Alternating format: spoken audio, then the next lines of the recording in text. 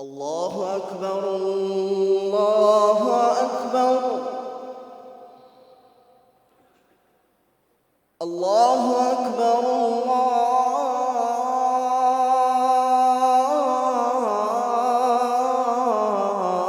الله أكبر. أشهد أن لا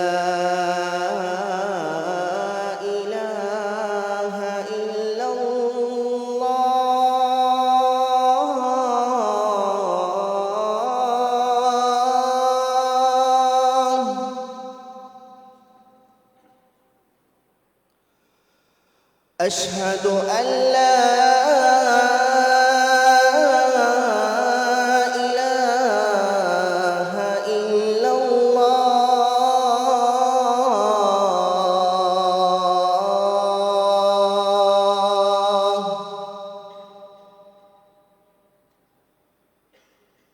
أشهد أن محمدًا رسول الله.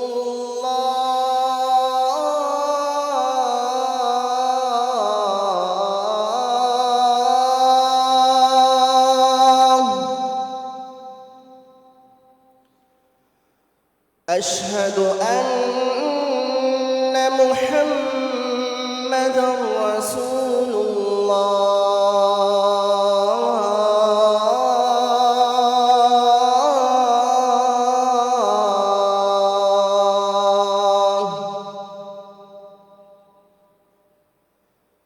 حي على الصلاة.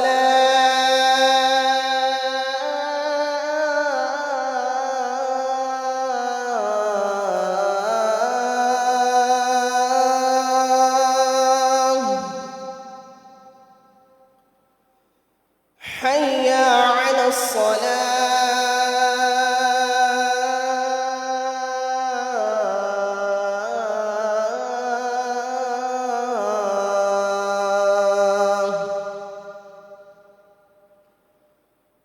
حي على الفلاح.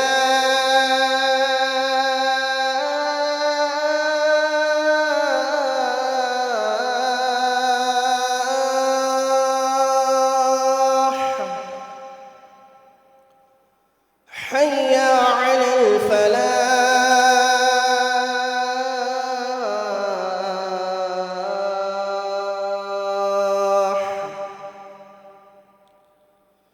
الله أكبر الله أكبر. لا إله إلا الله.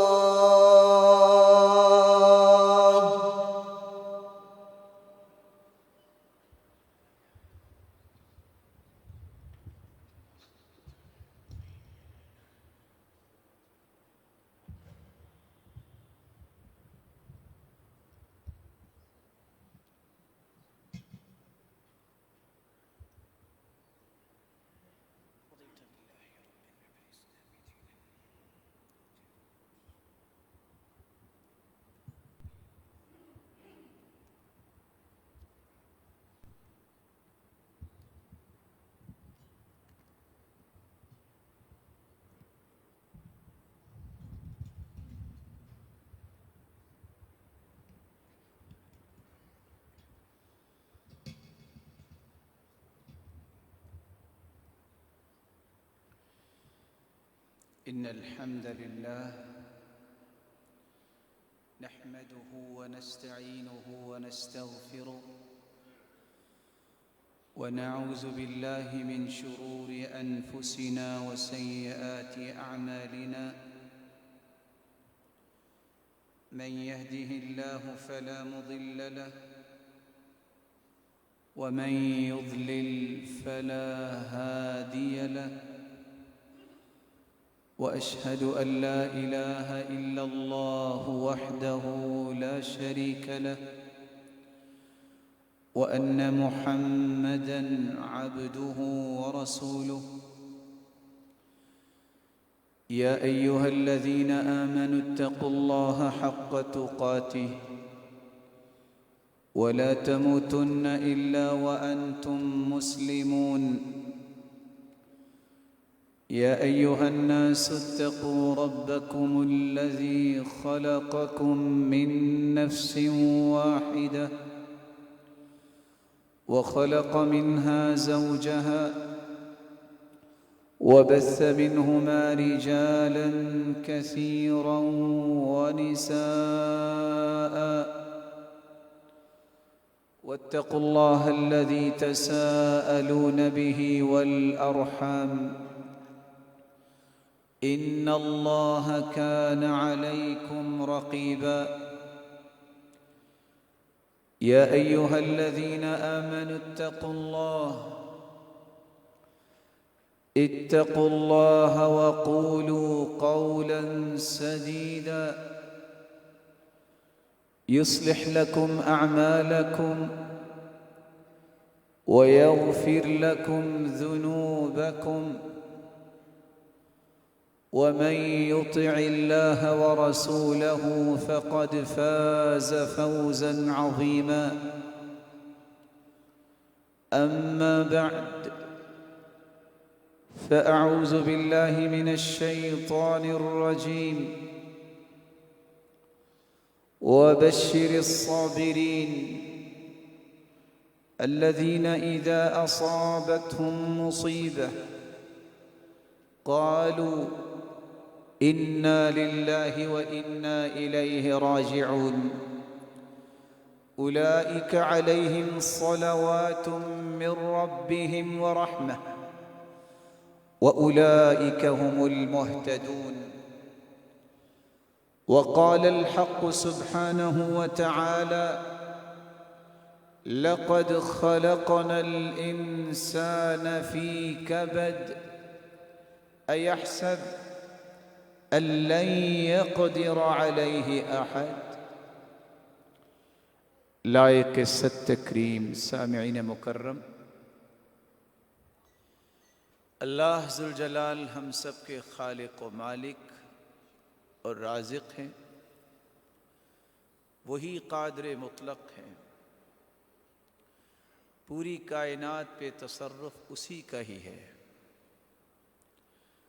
وہ کسی کو صحت کے ساتھ آزماتا ہے اور کسی کو بیماری کے ساتھ آزماتا ہے، لیکن اس نے دو فیصلے سنائے ہیں۔ لقد خلقنا الانسان فی کبد، ہم نے انسان کو مشقت میں پیدا کیا ہے۔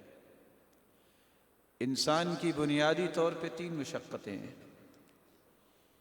ایک وہ مشقت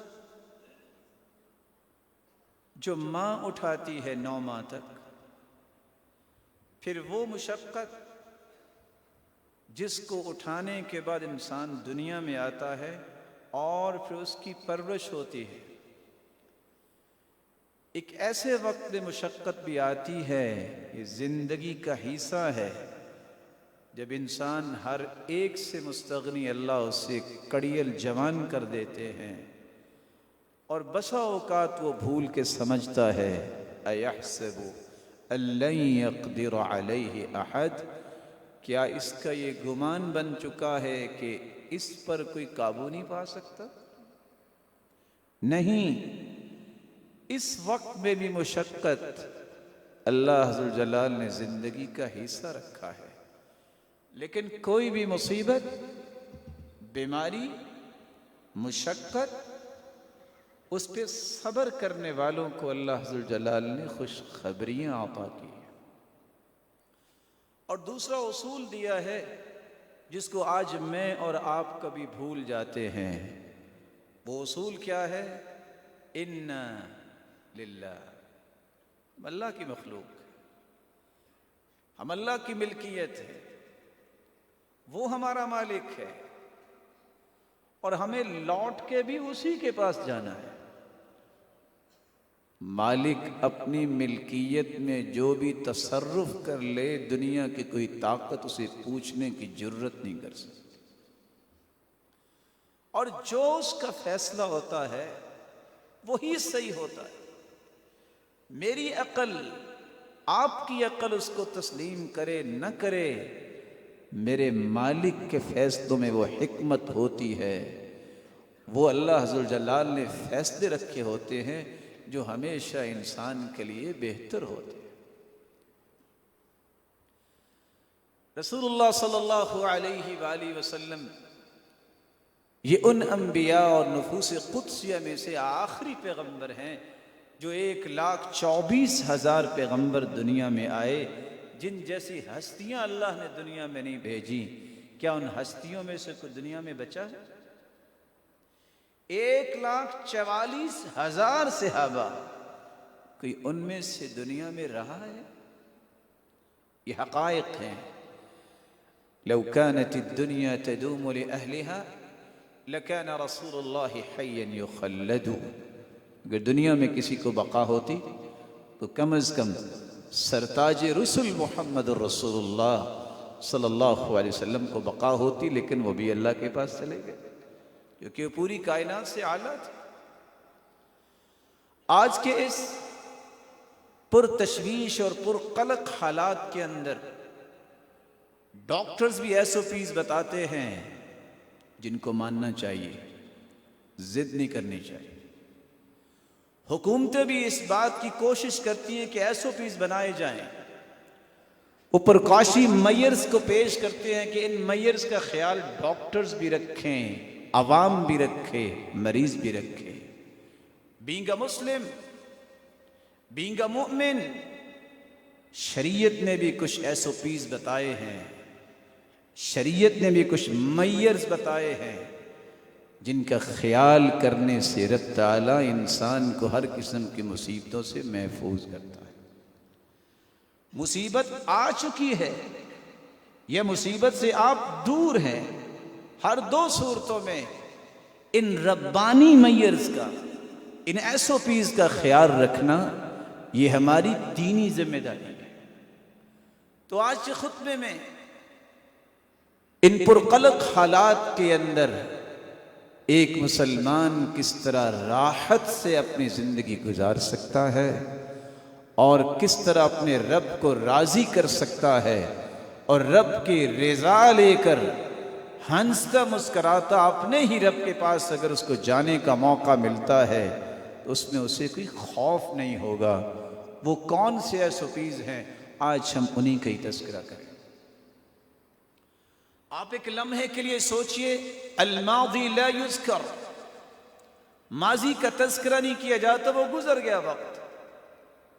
آنے والے وقت کی پلاننگ کرنے کے لیے آج سب نئی زندگی کا آغاز کرتے ہیں۔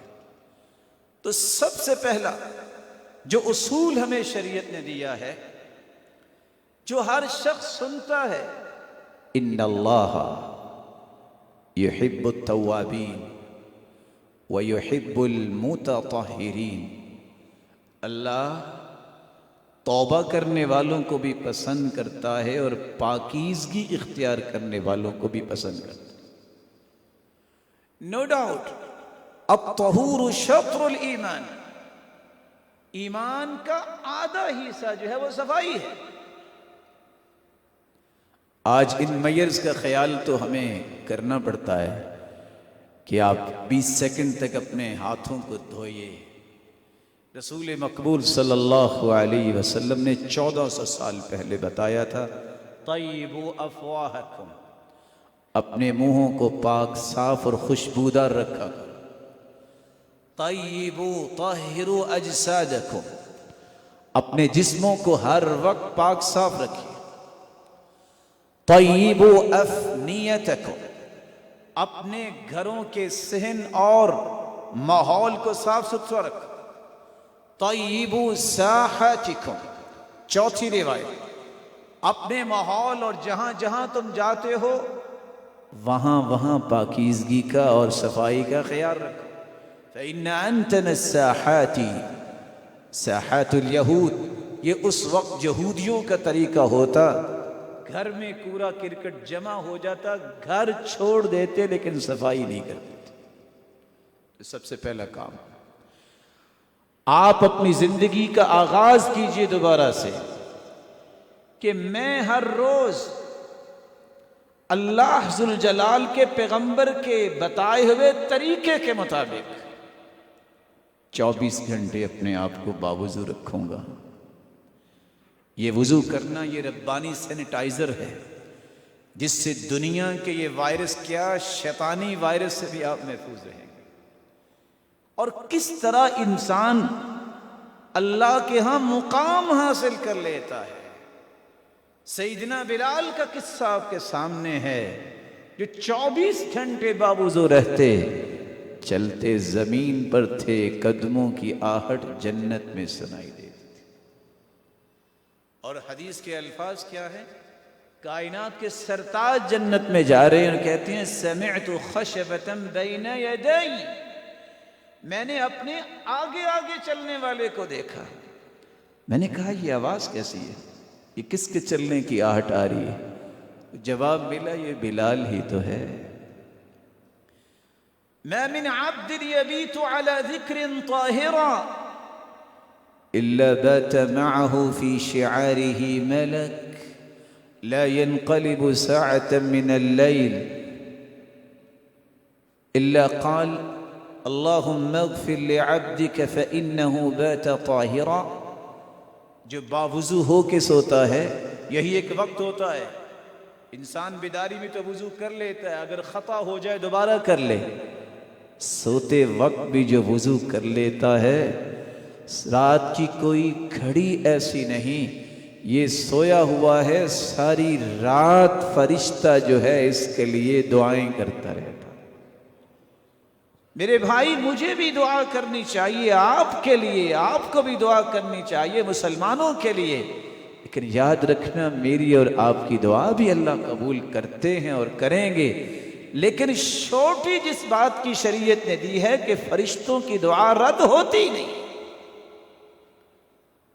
ربانی سینیٹائزر استعمال کیجئے، عادت بنائیے کہ میں نے 24 گھنٹے باوضو رہنا۔ اللہ کے فضل سے اور اس کے کرم سے، اس کی عنایت سے ہر قسم کے وائرس سے اللہ تعالیٰ آپ کو محفوظ رکھے۔ دوسری آیت کا حصہ آپ نے سنا، اللہ پسند کرتے ہیں جو توبہ کرنے والے ہیں۔ روزانہ سے آپ شاور تو لیتے ہوں، نئی زندگی کا آغاز کرتے ہوئے بہترین طریقے سے شاور لیجئے۔ اکیلے کسی کمرے میں کھڑے ہو کے صرف 2 رکعتیں پڑھیے۔ اچھا وضو کرنے کے بعد اگر وضو خطا ہو گیا اور وضو کر کے آپ نے غسل کیا ہے تو پھر اسی وضو کے ساتھ آپ نماز پڑھ سکتے ہیں، صرف 2 رکعتیں پڑھیے۔ یقبل بوجہہ وقلبہ، جس طرح چہرہ آپ کا قبلے کی طرف ہے، دل کی تمام تمناؤں کا رخ بھی ادھر کیجئے، رب کی طرف۔ لا يحدث فیہما نفسہ، کوئی خیال نہیں آنا چاہیے ان 2 رکعتوں میں دنیا کا کوئی خیال، صرف اللہ ذوالجلال کے ساتھ ہم کلامی کا خیال ہو، میں رب سے گفتگو کر رہا ہوں۔ 2 رکعتیں پڑھیے، ہاتھ اٹھا لیجیے، اللہ ذوالجلال سے اپنے گناہوں کا اقرار کرتے ہوئے توبہ کیجیے اور معافی مانگیے۔ یہ توبہ بھی انسان کو جس طرح گناہوں سے پاک صاف کرتی ہے، رب تعالیٰ کی رحمت میں داخل کر دیتی ہے اور دنیا کی مصیبتوں سے اللہ اسے بھی محفوظ فرما دیتا ہے۔ تیسرا کام جو آج ہمیں اختیار کرنا ہے، ہمیں اللہ نے پیدا کیا تو کس لیے پیدا کیا؟ ماسک بنایا گیا ہے نا تاکہ کسی کی کوئی چیز اگر کوئی پرابلم ہے تو اس تک نہ پہنچے۔ ہمیں کس لیے اللہ نے بنایا ہے؟ اس کا بھی کوئی پرپز ہے کہ نہیں ہے؟ بڑی سے بڑی اور چھوٹی سے چھوٹی مشینری تیار ہوتی ہے، ساتھ اس کے گائیڈ بک ہوتی ہے، یہ چیز اس لیے ہے، یہ چیز اس لیے ہے۔ مجھے اور آپ کو یہ سوچنا ہے کہ مجھے اور آپ کو اللہ نے کس لیے بنایا ہے؟ وَمَا خَلَقْتُ الْجِنَّ وَالْإِنسَ إِلَّا لِيَعْبُدُونَ، اللہ نے انسانوں اور جنوں کو عبادت کے لیے پیدا کیا۔ تیسری بات، جب آپ کو یہ تو پتہ چل چکا مخلوق کے کہنے پر، مخلوق کے ڈرانے پر، مخلوق کے خوف و ہراس پیدا کرنے پر کہ بس موت آ جائے گی اگر وائرس لگ گیا، تو خالق کی بات بھی مان لو کہ جب میرا فیصلہ آئے گا دنیا کی کوئی احتیاطیں تمہارے کام نہیں آئیں گی. اس لیے میری ہی ضمانت میں آ جاؤ، میری ہی کسٹڈی میں آ جاؤ. کیسے میں اور آپ اللہ کی ضمانت میں جا سکتے ہیں؟ من صلی الفجر فی جماعہ فہو فی ذمة اللہ فلا تغفروا اللہ فی عہدی. جو فجر کی نماز، پانچوں نمازیں با جماعت پڑھنا یہ لازم پکڑو، اور خصوصاً صبح کی نماز جو با جماعت پڑھ لیتا ہے یہ 24 گھنٹے جو ہے وہ اللہ کی ضمانت میں چلا جاتا ہے، اس کی کسٹڈی میں. آج کہتے ہیں جس ہاسپٹل میں فلاں ڈاکٹر ہے اور فلاں ان کے انتظامات ہیں، وہاں چلے گئے پھر تو ٹھیک ہو جائیں گے. اللہ ان کو جزائے خیر دے ڈاکٹرز کو، ان کی بھی حفاظت فرمائے. لیکن کیا بینگ مسلم مجھے محمد مصطفیٰ کی زبان سے نکلے ہوئے کلمات کی لاج رکھنی چاہیے کہ نہیں؟ مجھے تو وہ بات یاد کرنی اور کروانی پڑتی ہے. کھوپڑیوں کے درمیان ایک شخص نیک لوگوں میں سے لیٹا ہوا تھا، رات کے تھکے ہوئے سحری کے وقت. دوسرے نے آ کے کہا تمہیں خوف نہیں آ رہا؟ کہاں لیٹے ہوئے ہو؟ اس نے سر اٹھایا، کہتا ہے اصل میں مجھے حیا آتی ہے کہ میں اگر یہ نہ یہاں لیٹتا تو مجھے حیا یہ آ رہی ہے میرا رب کہے گا میرے علاوہ بھی کسی سے ڈرتے ہو. پھر سو گیا. یہ خوف جو ہے دنیا کا اور مخلوق کا ڈالا ہوا جب تک مومن کے سینے سے نکلتا نہیں ہے اس وقت تک اللہ سے تعلق مضبوط نہیں ہوتا. سوچو تو صحیح، میں نے اور آپ نے جانا کس کے پاس ہے؟ وہ ایک دیہاتی تھا تو ان پڑھ، اس کو قبر کے عذاب اور حشر کے بارے میں بتایا، اس نے سنا، ساتھ اس کو اللہ کی رحمت بھی بتائی. کچھ نہیں پڑھا تھا لیکن پوچھتا ہے یار ایک بات تو بتاؤ، مرنے کے بعد کدھر جانا ہم نے؟ کہتے ہیں اس کے پاس. کہتے وہ جو رحمان ہے. اچھا حساب کس نے لینا ہے؟ کہتے اس نے.